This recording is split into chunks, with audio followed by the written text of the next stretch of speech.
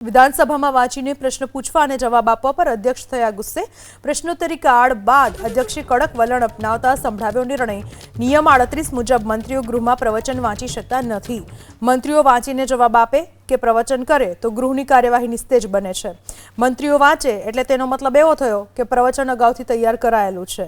અગાઉથી તૈયાર પ્રવચનમાં ગૃહમાં થયેલી ચર્ચા અને દલીલોનો જવાબ કે ખંડન થતું નથી।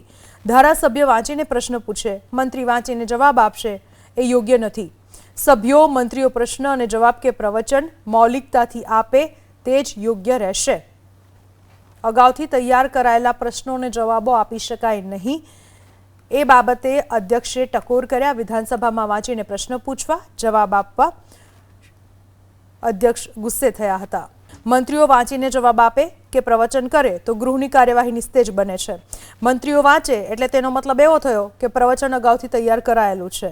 અગાઉથી તૈયાર પ્રવચનમાં ગૃહમાં થયેલી ચર્ચા અને દલીલોનો જવાબ કે ખંડન થતું નથી। ધારાસભ્ય વાંચીને પ્રશ્ન પૂછે, મંત્રી વાંચીને જવાબ આપશે એ યોગ્ય નથી। સભ્યો મંત્રીઓ પ્રશ્ન અને જવાબ કે પ્રવચન મૌલિકતાથી આપે તે જ યોગ્ય રહેશે।